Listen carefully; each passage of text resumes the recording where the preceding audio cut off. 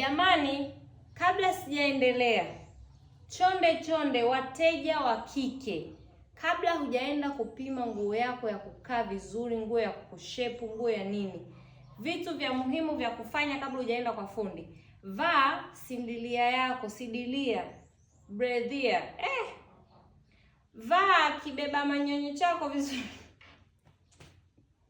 Kiswahili kazi bwana. Ngoja niwe serious. Kabla hujaenda kwa fundi wako akupime nguo, chonde na kuomba uvae sidilia yako inayokukaa vizuri. Achana na zile booster. Kama una kifua kidogo, manyonyo bado yamesimama, nenda hivyo. Kama utavaa sidilia, na hakikisha hiyo sidilia utakayopimwa nayo ndio utakayovalia hiyo nguo, usituchoshe.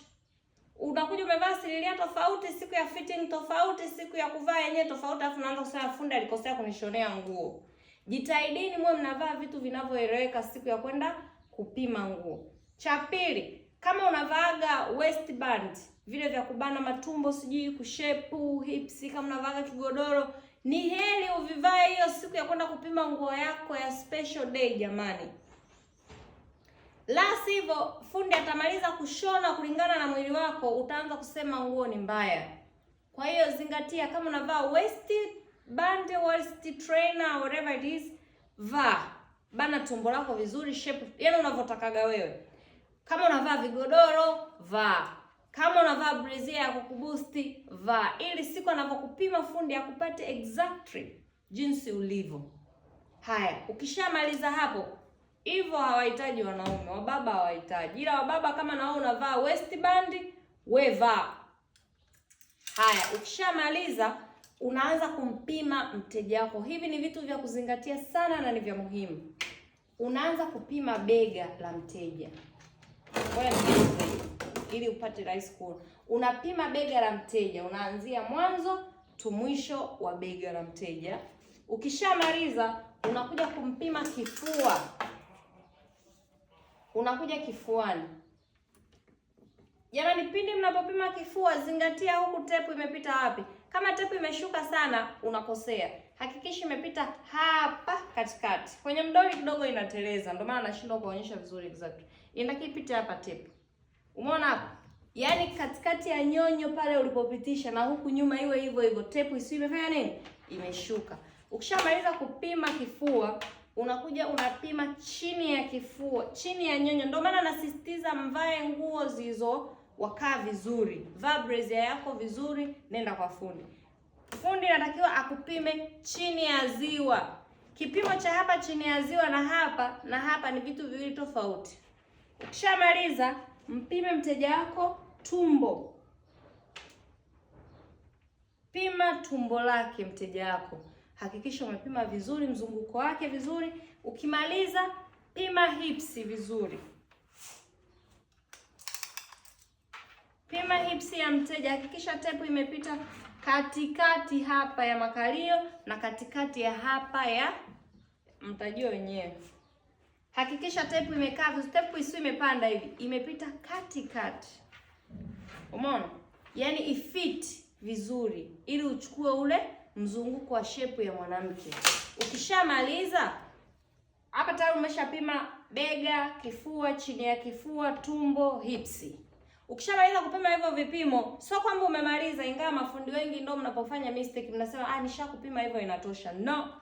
Ukishamaliza kumpima hivyo mteja wako anakaa kama hivi. Unaanza kumpima bega, kwenye chuchu, chini ya ziwa, hafu ya tumbo, hips, goti mpaka mwisho wa nguo yako. Haya, unaanzia unapima bega hadi kwenye katikati ya ziwa, ana ngapi? Na ndio maana brazier ni ya muhimu sana jamani. Haya, pima hadi katikati ya chuchu, pitisha tepu, ingiza huku mpaka chini ya ziwa. Halafu step yako iko chini ya ziwa. Siku zote kitovu cha binadamu hiki hapa. Kutoka pale kwenye kitovu panda inchi moja ndipo unapopata hafu ya binadamu.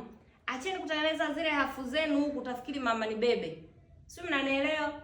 Hafu ya binadamu kutoka pale kwenye kitovu panda inchi moja tu ndio uweke nini? Hafu ya nguo. Ikiwezekana wengine wanataka kwenye kitovu, lakini ukiweka kwenye kitovu nguo yako itaonekana hafu kama imezidi chini. Nayo inapendeza pia, lakini siku zote kitovu kilipo juu yake kidogo, inchi moja,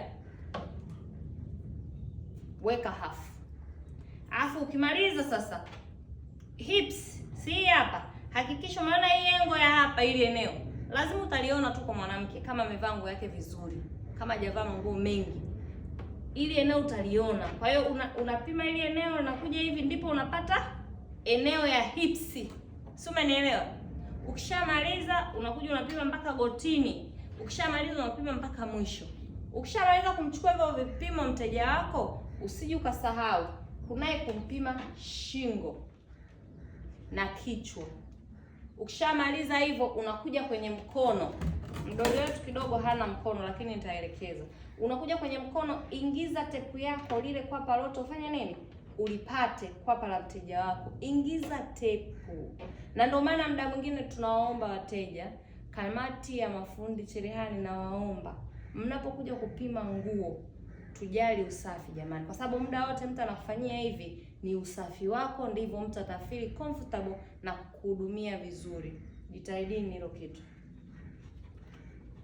Pitisha tepu humu ndani. Ukishamaliza kupima ule mzunguko wa kwapa, kunaye hapa, hii hapa.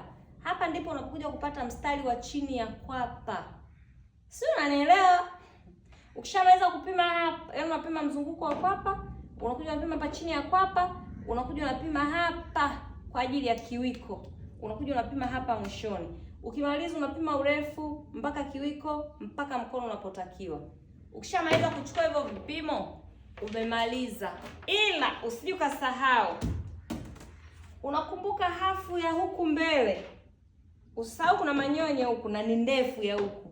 Kwa hiyo hafu ya mbele na hafu ya mgongoni ni vitu viwili tofauti. Njoo darasa la Adrics Collection, nitakufundisha mengi. Hafu ya mgongoni, mgongo umenyooka, hauna manyonyo, hauna chochote. Kwa hiyo jitahidi sana, either umpime mteja wako hafu ya mgongoni iko ngapi, au kwenye kuchora pattern kuna namna ya kupunguza hesabu ya mgongoni ili upate mgongo ulionyooka, usije ukapata yale mazipu yametuna hapa. Ukishakuta umeshona zipu afu zimetuna hapa, ujue hafu uliyoitumia ya mbele umeitumia na nyuma kipimo sawa. Wewe utachekesha walimwengu. Nimemaliza hapa na kuja kwa wanaume. Gentleman wetu huyu asogee hapa. Haya, nakuja sasa kupima mwanaume. Unajua kumpima mwanaume na ukiwa ni mwanamke ni changamoto kubwa sana. Oya, tulie hivyo hivyo. Haya, unakuja kama ni mtu mnaheshimiana naye, sijui nini, epuka sana kupimana mmeangaliana hivi na mwanaume mteja. Ikiwezekana rudi nyuma huku. Mpime mteja wako bega, mpime kifua, unakuja hapa pembeni. Mpime kifua, mpime tumbo, mpime hips. Na nitakuelekeza kwa nini mwanaume anapimwa hips. Ni kwa sababu ya shati au koti, ule upana wa hapa lazima uwe nao. Ukishamaliza kumpima hivyo, unakuja hapa na yeye kuanzia bega mpaka chuchu ilipo hapa. Alafu unampima na hafu ya tumbo iko ngapi, na mpaka hapa kwenye hips ana ngapi. Sio, unanielewa? Na yeye unampatia engo hii, unapata kipimo cha hips. Ukishamaliza kupima kama hivyo, unakuja unapima kwapa, upana wa kwapa. Sasa hapa ndio kidogo mnaweza kunielewa. Upana wa kwapa unapima kama hivi. Unaizungusha tepu vizuri. Umeelewa? Ukishamaliza kupima hivi upana wa kwapa, unakuja hapa tepu yako huko chini isitoke. Unapima hapa ili kupata mstari wa chini ya kwapa. Umeona jinsi ilivyokaa tepu? Ukishamaliza hapa unakuja unapima hapa kwenye kiwiko. Na hapa ukiwa unapima hapa kwenye kiwiko, mwambie mteja wako akunje mkono hivi kidogo tu. Kwa sababu mtu akishakunja huu mkono ndo size ya hapa inaadjustika. Ukishamaliza kumpima kama hapo, unampima tena wapi? Hapa kwa ajili ya shati la mikono mirefu. Ukipima kama hivi, usije ukakata nguo yako hivi. kuna namna ya kutengeneza hapa ili shati itoke. Kwa hiyo ukishamaliza kupima kama hivi, unampima na hivi, unaiadjust tape yako ipite ili eneo. Kwa hiyo ikipita hapa ndo tayari mkono wake wa duara. Kwa hiyo ukishona hata zile native, si koti, ndo kipimo chake mkono upite hapa.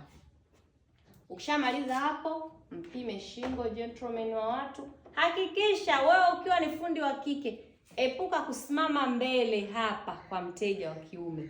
Ni hizo, simama pembeni au simama nyuma. Kwenye vipimo vya kuchukulia nyuma, simama nyuma. Kwenye vipimo vinavyohusu huku, simama hapa. Kwa sababu mkija kuangaliana hivi na mteja, shauri yako. Kuna wateja wengine wanakuja kwako wanakupenda. Mimi siko, nimeongea. Kwa hiyo mchukulia huku nyuma. Ukishamaliza hapo, kuna sakata linalokuja kusema upimaji wa suruali kwa mwanaume. Ni changamoto, lakini lazima utafanya. Cha kwanza, mpime kiuno. Kiuno cha wanaume cha suruali kiko hapa. Sio, unanielewa? Ukishamaliza kupima hicho kiuno, pima na hips vizuri. Hips umeona tape inapopita. Yaani hakikisha hili eneo hapa engo hii ndo tape inapopita. Ukishamaliza kupima hips, kuna upimaji wa paja. Ndo yale narudia, usisimame huku mbele. Simama pembeni. Pitisha tape hivi pap. Hii lazima nitakwambia, mguu pande lazima uende.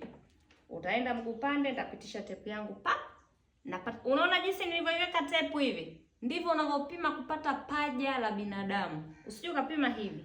Ukipima hivi, hii nguo mitaa fulani hapa itakuwa ndogo. Kwa hiyo unapima kidogo, unaileta huku juu. Ukishamaliza hapa, unakuja hapa gotini na penyewe unapima, unakuja unapima mwishoni. Ukimaliza hivyo, kuna upimaji wa suruali urefu. Unakuja hapa kiunoni, na bahati nzuri unakuta mteja lazima aweke goti hivi lipinde ili upate urefu kamili wa suruali, usije ukapata kibambucha. Haya, unapitisha tape yako hivi, unamwambia kidogo stretch goti, unapima mpaka hapa. Unapata urefu wa suruali. Kuna ile sakata ya kupata msamba. Msamba kuna aina 3 ya upataji wa msamba. Kuna either ukapitisha tape hivi. Umeelewa? Kuna either upitishe tape hivi. Sasa unakuta mtu unaheshimiana naye, ni baba mkwe, ni nani, huwezi kumwambia baba, hebu mguu pande nipitishe tape, changamoto.